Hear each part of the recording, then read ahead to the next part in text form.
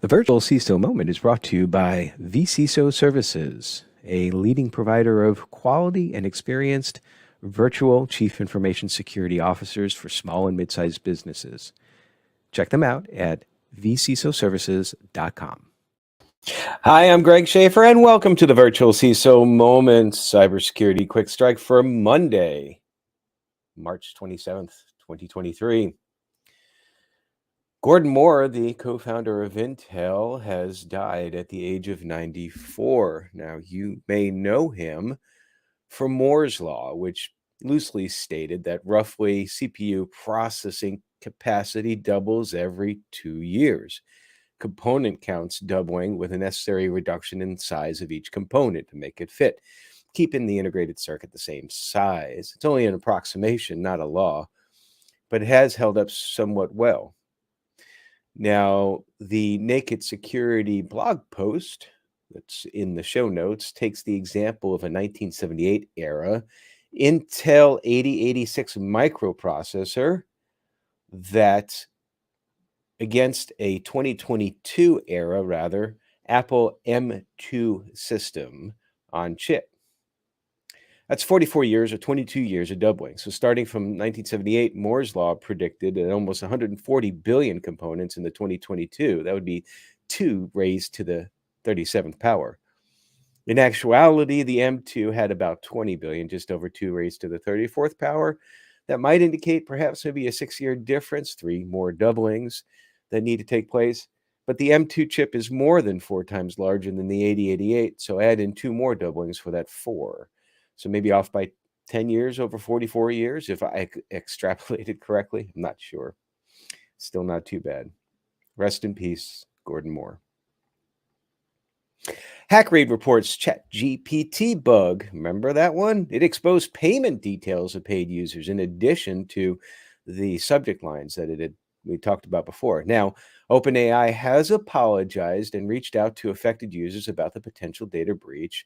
Now, the earlier bug exposed the conversation histories to other users, but now reports indicate that the bug also exposed the payment details of paid users. That would be the ChatGPT Plus subscribers. OpenAI has confirmed that a software bug on Monday last week, or maybe it was today. No, it was last week, excuse me. Getting my Mondays mixed up, caused ChatGPT to expose the conversation histories. We talked about that last week. And now, this glitch was first reported on Monday when users attempting to subscribe to the paid ChatGPT Plus service noticed email addresses from random users appearing in the payment form. Now, upon further investigation, OpenAI discovered that the glitch also exposed payment-related information of 1.2% of the ChatGPT Plus subscribers who were active during that specific 9-hour window. So if you weren't active, you weren't part of the 1.2. Now, the exposed payment details included the first and last name, email addresses, payment addresses, last 4 of the credit card number, and credit card expiration date of another active user. However, OpenAI has emphasized that full credit card numbers were not exposed at any time. ChatGPT, how can I better secure my own system? That should be a question to ask. From the Hacker News, Microsoft issues patch for Acropolis, a privacy flaw in Windows screenshot tools. So this is an interesting one, actually. Microsoft has released an out-of-band update to address a privacy-defeating flaw in its screenshot editing tool for Windows 10 and 11. This issue could enable malicious actors to recover edited portions of screenshots, potentially revealing sensitive information that may have been cropped out. Now, this is tracked CVE 23-28303. Vulnerability is rated 3 points in CVSS scoring system. Apparently, it's low because the chance of this actually happening, you have to do a couple of very specific things. So pay attention. You must take a screenshot, save it to a file, modify the file, so crop it, and then save the modified file to the same location. And then you must open the image in snipping tool, modify the file, for example, crop it, and then save the modified file to the same location. So now this doesn't impact scenarios where an image is copied from the snipping tool or modified before saving it. So here's the example. If you take a screenshot of your bank statement, save it to your desktop, and crop out your account number before saving it to the same location, the cropped image could still contain your account number in a hidden format that could be recovered by someone who has access to the complete image file. Yikes. Patch it. From the FBI, they say business email compromise, or BEC, used to defraud U.S. vendors. This is coming to us from Bleeping Computer. The Federal Bureau of Investigation is warning companies in the United States of threat actors using tactics similar to the business email compromise that allows less technical actors to steal various goods from vendors. In the type of fraud that the FBI observed, the threat actor is employing a false acquisition scheme to obtain various products from vendors across the country. Now, an alert from the FBI on Friday, the FBI noted that criminal actors are impersonating the email domains of US based companies to initiate bulk purchases. They're diligent enough to use spoofed emails with the names of real employees, current or former, of the business they impersonate. And among the commercially available goods targeted in this type of fraud are construction materials, agricultural supplies, computer technology hardware, and solar energy products. Now, the FBI says that the criminal actors would delay the discovery of the swindle by applying for credit, net 30 and 60-day terms, from the seller based on fake references and counterfeit W-9 forms that include income information. So after being granted the 30 or 60-day credit repayment terms, the fraudsters can start additional purchases orders without having to pay in advance. So watch out for that one. KXNet News reports that North Dakota is the first state in the nation to approve legislation requiring cybersecurity education. This is a historic first in nation piece of legislation that's going to benefit North Dakota's schools, students, families, and our institutions, said Governor Doug Burgum.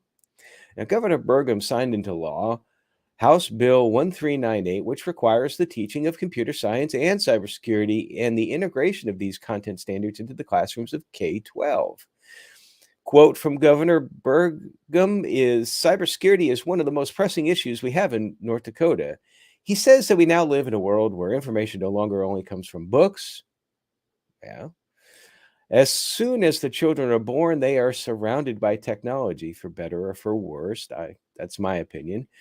All this creates an opportunity, but also creates risk. And having an understanding of both the power and potential, but also the cyber challenges of technology is key to what cyber education is. We've come a long way, rather, since my days in sixth grade, when I remember sitting at a print terminal with one of those phone couplers playing tic-tac-toe on a mainframe several miles away, or when I was in high school, a freshman, learning how to program BASIC using a Commodore PET. Can I get a shout out for Commodore PETs? Anybody used them in the past? I don't even know if you can find them anymore. Security Affairs reports the U.S. Cybersecurity and Infrastructure Security Agency, CISA, announced the pre-ransomware notifications service to help organizations stop ransomware attacks before damage occurs. Sounds good. The principle behind the initiative is simple. Ransomware actors initially gain access to the target organization. Then they take some time before stealing or encrypting data. This time lapse between initial access to a network and the encryption of the systems can last from hours to days. Being able to notify the victims in this time window can help them to limit the damages caused by the ransomware attack. Makes perfect sense. Quote from the announcement, this window gives us time to warn organizations that ransomware actors have gained initial access to their networks. These early warnings can enable victims to safely evict the ransomware actors from their networks before the actors have a chance to encrypt and hold critical data and systems at ransom. Early warning notifications can significantly reduce potential loss of data, impacting operations, financial ramifications, and other detrimental consequences of ransomware deployment. This is good stuff. From the National Law Review, last week on March, well, I guess it would be a couple weeks ago, on March 15th, 2023, the U.S. Securities and Exchange Commission, otherwise known as the SEC, or the Commission in this article, continued its aggressive push to regulate the cybersecurity of entities in the financial services sector. proposing 3 new rules affecting a variety of SEC regulated entities, including broker dealers, investment companies, and investment advisors. It's covered here in this article. Now, these proposals have been in the works since at least early 2022. And the 3 new proposals, totaling over 1,000 pages, are summarized in the article that you can link to in the show notes. The public has at least 60 days to submit comments to the SEC on the proposed rules. Now, here's the summary of the rules. The first one, the SEC proposed a new Rule 10 in Form SCIR for certain, quote, market entities that operate critical infrastructure for the securities market. Broker-dealers, the Municipal Securities Rulemaking Board, clearing agencies, major security-based swap participants, national securities associations, national securities exchanges, security-based swap data repositories, security-based swap dealers, and transfer agents. Second, the SEC proposed both expanding the scope of entities subject to its Regulation Systems Compliance and Integrity Regulation SCI, and adding to its requirements. Under the current Regulation SCI, current SCI entities, including stock exchanges, clearinghouses, and alternative trading systems, must satisfy certain technological and business continuity requirements. Now, the proposal would add to the list of SCI entities 1. Registered security-based swap data repositories, 2. Large broker-dealers, and 3. All clearing agencies exempt from SEC registration. A third, and to me the most interesting, the SEC's new proposed augmenting the requirements of the Regulation SP safeguards and disposal rules while imposing new requirements related to the investigation and reporting of data breaches. Currently, Regulation SP applies to, quote, customer records and information, which is undefined by the GLBA, Gramm-Leach-Bliley Act, and Regulation SP, or S-P, I guess is probably the best way to say it. Accordingly, the amendment is intended to align Regulation S-P with the, quote, objectives of the GLBA and the definition of, quote, customer information in the FTC Safeguard Rule. Under the proposal, covered institutions would be required to implement an, quote, incident response program that is, quote, reasonably designed to detect, respond to, and recover from unauthorized access to or use of customer information.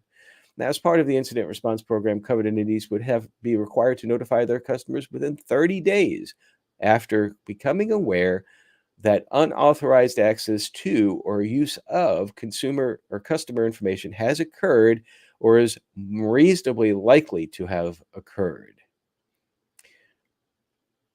Now, finally, today's list is getting back to the basics. Good for the beginners and perhaps also a refresher for others. This is from a blog post from, I'm going to mispronounce the name, I think, Ali Bogado, a software engineer and tech blogger, who provides 5 essential cybersecurity tips for beginners. Well, let's go ahead and check these out. Number 1, use strong and unique passwords. I think that that's a very good beginning tip for those starting out. Number 2, enable 2-factor authentication wherever possible. No disagreement there. Number 3, keep your devices and applications up to date. Generally, I'm fine with that. Sometimes it's best to wait a little bit before applying a patch. We all know that. I know that with my iPhone, sometimes I'll wait just a little bit before I go ahead and accept that update to see if it causes any issues for anybody else, unless it's a critical update. Number 4, protect your internet connections. So they're saying here, use secure connections such as password-protected Wi-Fi networks. Can also consider using a VPN. I'm a big proponent of using a VPN, particularly if you use public networks on a constant basis. And number 5, this is a little bit more nebulous. Be careful with phishing and online scams. So that would file this more under a general umbrella of maintain security awareness. You know, we always talk about in the physical world, maintaining situational awareness when you're walking, particularly by yourself.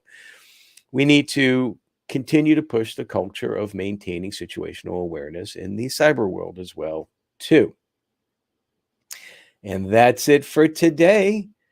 We got the interview coming up tomorrow. That drops at 8 o'clock Central.